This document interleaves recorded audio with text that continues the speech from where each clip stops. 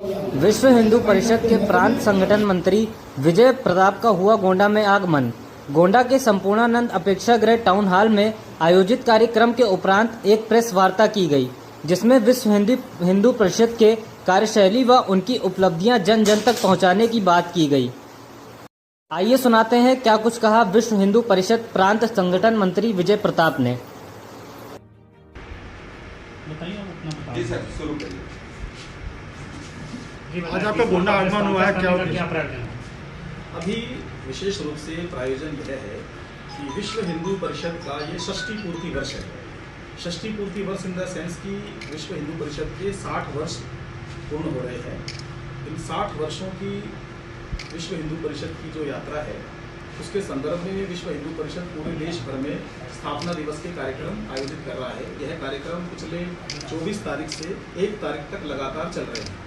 तो देश भर में विश्व हिंदू परिषद ऐसे 8000 स्थानों पर यह कार्यक्रम आयोजित कर रहा है और मुख्य रूप से अवध प्रांत के अंदर ऐसे हमारे 244 प्रखंड हैं। उन 244 प्रखंडों में विश्व हिंदू परिषद ने स्थापना दिवस बनाने की योजना की है।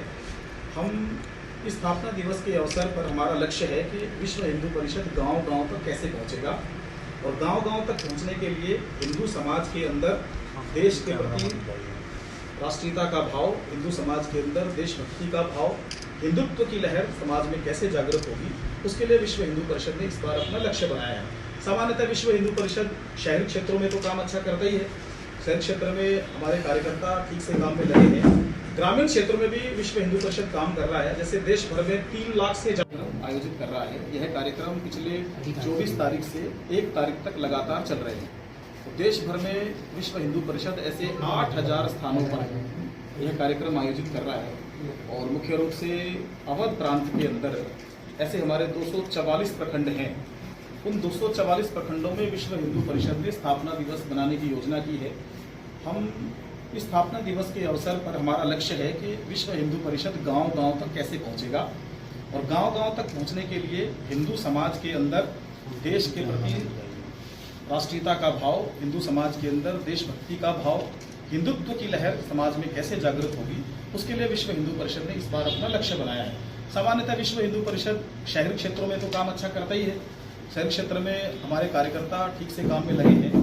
ग्रामीण क्षेत्र में भी विश्व हिंदू परिषद काम कर रहा है। जैसे देश भर में 3 लाख से ज्यादा गांव हैं, लेकिन विश्व हिंदू परिषद देश भर में 60,000 गांव तक विश्व हिंदू परिषद की रीच है और लगभग बाकी गांव में भी विश्व हिंदू परिषद काम कर रहा है।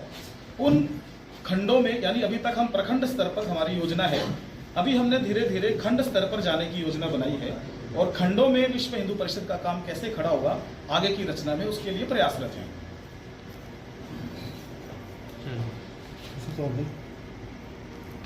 क्या योजना है?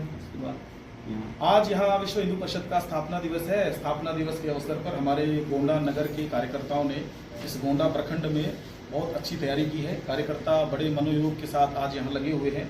उसी कार्यक्रम के निमित्त मेरा गोंडा में पहली बार आगमन हुआ है और मुझे आशा ही नहीं अपितु पूर्ण विश्वास है गोंडा नगर के अंदर विश्व हिंदू परिषद का काम तेजी से प्रगति कर रहा है, तेजी से बढ़ रहा है और यहाँ के ओजस्वी कार्यकर्ता, तेजस्वी कार्यकर्ता, कर्मठ कार्यकर्ताओं ने गोंडा में जिस प्रकार से विश्व हिंदू परिषद की नींव को रखा है, उस नींव पर एक मील का पत्थर स्थापित हो।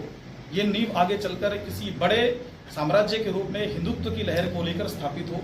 ऐसे हमारे गोंडा नगर के कार्यकर्ता दिन रात विश्व हिंदू परिषद के काम में लगे हुए हैं।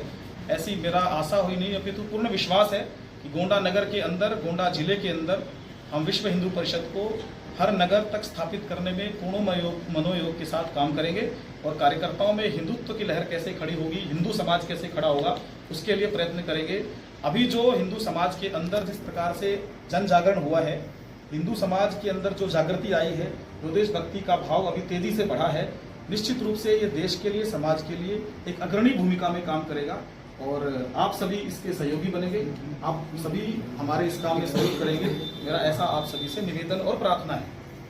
अभी गिरिराज जी ने बयान दिया कि गिरिराज जी ने एक बयान दिया कि जो अभी रेल एक्सीडेंट, ट्रेन एक्सीडेंट हुए हैं, इनमें बड़े पैमाने पर देश में ही रहने वाले अल्पसंख्यक मुसलमान का सीधे सीधे हाथ है। कितना इत्तेफाक रखते हैं इस बयान से? देखिए, मैंने गिरिराज जी का बयान अभी सुना नहीं है। गिरिराज जी का बयान क्या हुआ है? हाँ, लेकिन अभी मैं जो देख रहा हूँ सामाजिक परिदृश्य में जो आ रहा है, सोशल मीडिया पर जो आ रहा है, जो ये रेल जिहाद चल रहा है, इस रेल जिहाद में मैंने एक कल वीडियो भी देखा था किस प्रकार से कट्टरपंथी लोग जो रहते भारत में ही हैं, लेकिन भारत के प्रति उनमें आदर और प्रेम का भाव जो जागृत करने का हमने योजना बनानी है, निश्चित रूप से अगर वो उनकी जागृत करता है तो मुझे लगता है वो राष्ट्र हित के लिए ठीक होगा।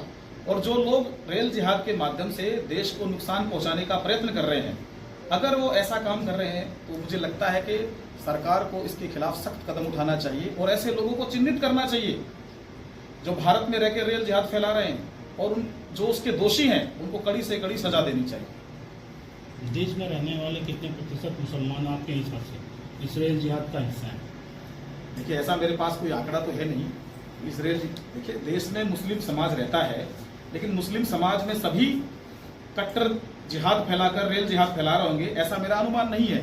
लेकिन जो भी इसमें दोषी हैं, जो भी इस तरह के काम करते हैं, उनको चिन्हित किया जाना चाहिए और उनको कड़ी से कड़ी सजा देनी चाहिए, ताकि भविष्य में कभी वो ऐसा काम न कर सके, ताकि उनके ध्यान में रहे कि वो जो कर रहे हैं उनको ये कभी करना नहीं चाहिए। क्योंकि ये देश सभी का है, ये देश 143 करोड़ लोगों का है, ये हम सभी का देश है और हम सबकी जिम्मेदारी बनती है कि इस देश के अंदर किसी भी प्रकार का देश को नुकसान पहुंचाने वाले तत्व इस देश में नहीं रहने चाहिए।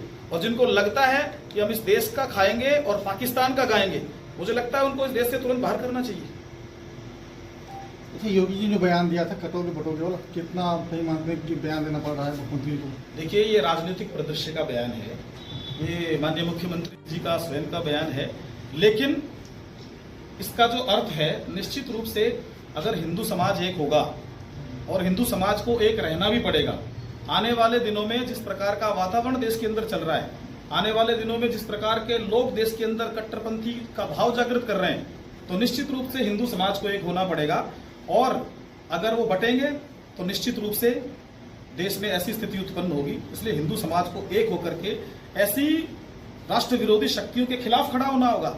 अब वो समय चला गया है कि देश के अंदर जब लोग कुछ भी कर लेते थे, अब वो समय चला गया है। अब समय है देश के अंदर एकजुट होने का, अब समय है देश में हिंदू समाज को इकट्ठा होने का। और हिंदू समाज जागृत होगा तो किसी माई के लाल में ताकत नहीं है कि हिंदू समाज को वो बांट सके। इसलिए मैं सभी हिंदू समाज के लोगों से आग्रह भी करता हूं, निवेदन भी करता हूं कि हम सब ने मिलकर ऐसे राष्ट्र विरोधी तत्वों के खिलाफ खड़े होना पड़ेगा। और मुझे लगता है कि अब वो समय आ गया है जब ये इकट्ठा होने का समय चल रहा है। तो हिंदू बहुलक है तो फिर क्यों, हिंदू बहुलक है तो फिर क्यों इकट्ठा होंगे? ये ऐसा है, हिंदू में जैसे हनुमान जी की शक्ति जागृत करनी पड़ती थी, तो हिंदू समाज में भी हनुमान जी की ताकत है, हनुमान जी की शक्ति है, तो समय समय पर उनका जागरण करना पड़ता है। हिंदू समाज एक है, लेकिन वो शक्ति याद दिलानी पड़ती है। जैसे हनुमान जी को शक्ति याद दिलानी पड़ती थी कि उनके पास जो भगवान ने जो उनको शौर्य और ताकत दिया है, वही ताकत हिंदू समाज के पास है। आज वही ताकत उनको अंदरूनी शक्ति जागृत करके और राष्ट्र विरोधियों के खिलाफ खड़ा करके देश हित में काम कैसे होगा, उसके लिए तैयार करना पड़ेगा।